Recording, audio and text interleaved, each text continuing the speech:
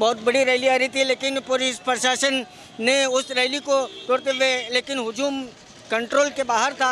लेकिन इसके बावजूद भी चंद लोग केसी मार्केट के ओर से होते हुए गांधी सर्कल पहुंचना चाहते थे, लेकिन पुलिस वहां पर भी जो है पूरी तरह से बैरिकेड लगाई गई थी। फिर वापस उनको सीपू सर्कल से ले होते हुए फिर ये रिपोर्ट जो है अंबेडकर सर्कल तक आ रहे हैं। चलो, बोलिए कहाँ से आ रहे हैं आप? हमें हवेली गली से आ रहे हैं। आप उधर सर्कल उधर हाँ, टीपू सुल्तान सर्कल से आ रहे हैं।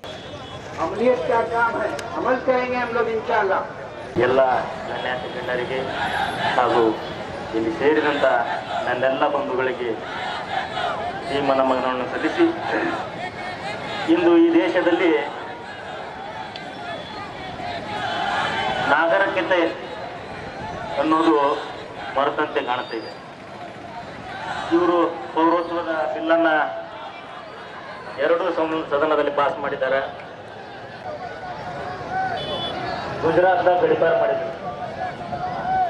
ನರೇಂದ್ರ ಮೋದಿ ಸಾವಿರಾರು ಜನರ ಕೊಲೆಗೆ ಕಾರಣರಾದವ. DNA ಚೆಕ್ ಆಗಬೇಕು.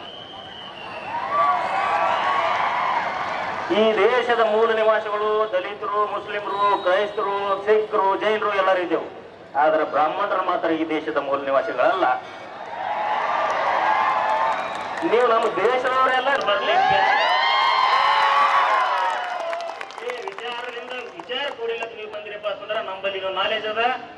ಬಹಿರಂಗ ಚರ್ಚೆಗೆ ಬರ್ತೀರಿ ಬರ್ರಿ, ಎದರಲ್ಲೇ ಬರ್ತೀರಿ ಬರ್ರಿ, ಬಾಂಬೆಲೆ ಬರ್ತೀರಿ ಬರ್ರಿ, ಎಲ್ಲದಕ್ಕೂ ತಯಾರಿದ್ದೀವಿ.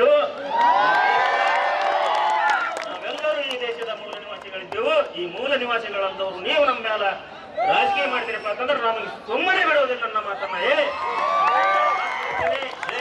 ಜೈ ಟಿಪ್ಪು.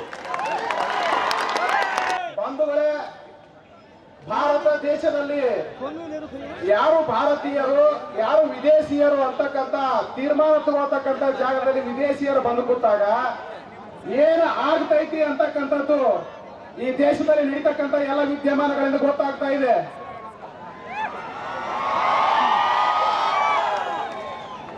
ನನ್ನ ಹೆಸರು ಶ್ರೀನಾಥ್ ಪೂಜಾರಿ ಅಂತ ಹೇಳಿ. ಬಂಧುಗಳೇ, ಯಾಕ ಈ ಮಾತನ್ನ ಹೇಳ್ತೀನಪ್ಪ ಅಂತಂದ್ರ, ಈ ಅಮೆಂಡ್ಮೆಂಟ್ ಬಿಲ್ ಮಾಡಿದಾಗ, ಈ ಕಾನೂನು ಮಾಡಿದಾಗ ಕೇವಲ ಮುಸ್ಲಿಮರು ಮಾತ್ರ ಬೀದಿಗಿಳಿತಾರೆ ಅನ್ಕೊಂಡಿದ್ದೀರಿ. ನಾನೇ ಮುಂದೀನಿ, ಯಾರು ಬರ್ತೀರಿ ಬರೀ ನೋಡೋಣ. ಏನ್ ತಿಳ್ಕೊಂಡಿರಿ ಮೋದಿ ಅವರ, ಏನ್ ತಿಳ್ಕೊಂಡಿರಿ ಬಿಜೆಪಿ ಅವರ? ಈ ದೇಶ ನಮ್ಮದವ, ಈ ದೇಶ ನಮ್ಮದವ, ಈ ದೇಶದಾಗ ನಾವು ನೋಡೋದೀವಿ. ನಮ್ಮ ನಾಗರಿಕತೆಯನ್ನ ಪರೀಕ್ಷೆ ಮಾಡ್ತೀರಿ ನೀವು, ನಿಮಗೆ ಉತ್ತರ ಕೊಡ್ತೀವಿ. ಯಾವ ರೀತಿ ಉತ್ತರ ಕೊಡ್ತೀವಪ್ಪ ಅಂತಂದ್ರೆ, ನೀವು ತಿಳ್ಕೊಂಡಿದ್ರಿ ಕೇವಲ ಮುಸ್ಲಿಮರು 4 ಜನ ಬೀದಿಗಿಳಿತಾರೆ ಅಂತ ಹೇಳಿ. ನಾವೇ ಮುಂದೀವಿ, ಈ ದೇಶದ ಮೂಲ ನಿವಾಸಿಗಳು ಏನಾದ್ರೂ ಹೊಡಿದಾದ್ರೂ ನಮಗೆ ಗುಂಡು ಹೊಡಿರಿ, ನಂತರ ಅವ್ರಿಗೆ ಹೊಡಿದ್ರಿ ನೋಡ್ತೀವಿ. ಏನ್ ತಿಳ್ಕೊಂಡಿರಿ? ಈ ದೇಶದಲ್ಲಿ ಬಾಳ್ವೆ ಸಮಬಾಳ್ವೆಯಿಂದ ಬಾಳ್ಬೇಕಾಗದ. ಈ ದೇಶ ಅಂಬೇಡ್ಕರ್, ಅಪ್ಪ ಅಂಬೇಡ್ಕರ್ ಬೈದಿರ್ತಕ್ಕಂಥ ಸಂವಿಧಾನದಲ್ಲಿ ನೀವೇನು ನಿಮ್ಮ ಅಪ್ಪ ಬರೆದಿರ್ತಕ್ಕಂಥ ಮನೋವಾದಿಂದ ದೇಶ ನಡೆಸಬೇಕಂತ ಸಾಧ್ಯ ಇಲ್ಲ. ಈ ದೇಶದಲ್ಲಿ ಯಾವುದೇ ಜಾತಿ ಧರ್ಮದ ಮೇಲೆ ಪೌರತ್ವ ನಿರ್ಧಾರ ಮಾಡಬೇಡ್ರಿ ಅಂತೇಳಿ ಸಂವಿಧಾನದ 15ನೇ ಆರ್ಟಿಕಲ್ ಹೇಳಿದ್ರು. ಅದ್ರ ಪ್ರಕಾರ ನೀವು ಅದ್ರ ವಿರುದ್ಧ ಹೊಂಟಿರಿ. ಏನ್ ಮಾಡಕತ್ತೀರಿ ದೇಶದಾಗ? ನೀವು ಸಂವಿಧಾನದ ವಿರುದ್ಧ ಹೊಂಟಿರ್ತಕ್ಕಂಥ ನೀವು ಅಪ್ಪಟ ದೇಶದ್ರೋಹಿಗಳು. ದೇಶ ಸ್ವಾತಂತ್ರ್ಯ ಸಂಗ್ರಾಮದಲ್ಲಿಯೂ ಕೂಡ ನೀವು ದೇಶದ್ರೋಹದ ಕೆಲಸನೇ ಮಾಡಿರಿ. ದೇಶ ಸ್ವತಂತ್ರ ಆದ ಮೇಲೆ ದೇಶದ್ರೋಹದ ಕೆಲಸನೇ ಮಾಡಕ್ ಹೊಂಟಿರಿ. ಆದ್ರೂ ನಿಮ್ಗೆ ಉತ್ತರ ಕೊಡ್ತೀವಿ, ಕೇಳ್ರಿ. ಈ ಏನಪ್ಪಾ ಅಂತ ನೀವು ಏನು NRC ಅಂತಕ್ಕಂಥದ್ದು, CAA ಅಂತಕ್ಕಂಥ ಕಾನೂನು ಏನು ಜಾರಿ ಮಾಡಿರಲ್ಲ, ನಿಮ್ಮ ಅಷ್ಟಕ್ಕೆ ನೀವೇ ಹೊಳೆ ತಕೊಂಡ್ರಿ. ಚಲೋ ಅದ. ಏನಾಗ್ತದೆ ನೋಡಕತ್ತೀರಿ ನೀವು ಕೂಡ.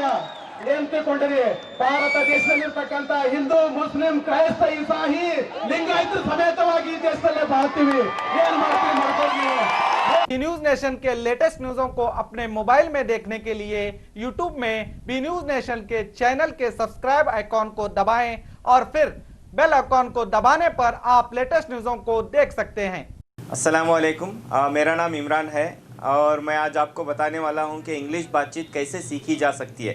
और सबसे पहले आप ये समझ लें कि मेरे बारे में ये जान लें कि मैं इंग्लिश मीडियम से नहीं हूं। I am not from English medium but I can speak English now.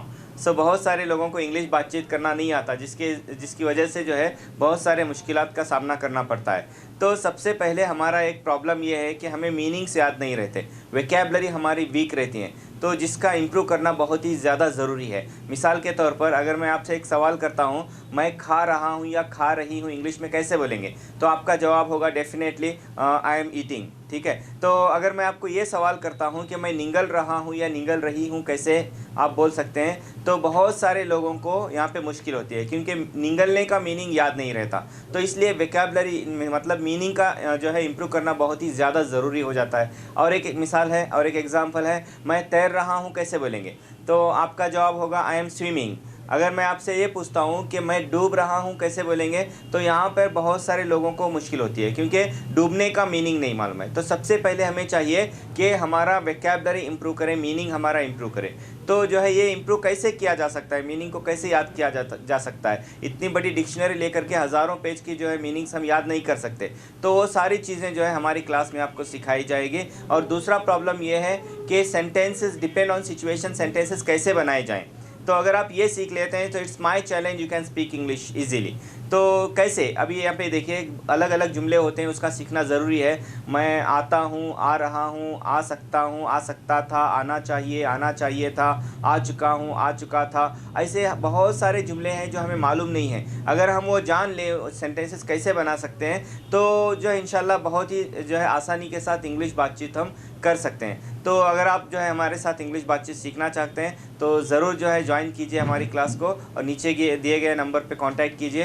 तो इंशाल्लाह उम्मीद करता हूँ जो है आप ज़रूर इंग्लिश बातचीत सीखेंगे। Thank you, all the best.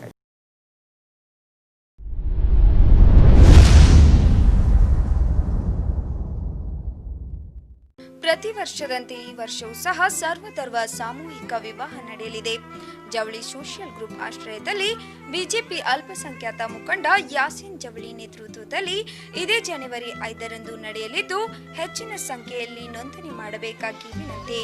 ನೋಂದಣಿಗಾಗಿ ಸಂಪರ್ಕಿಸಿ ಇಬ್ರಾಹಿಂ ಜವಳಿ 9036393957, ಅಸ್ಲಂ ಸೈಯದ್ ಅಮೀನ್ 8970333944.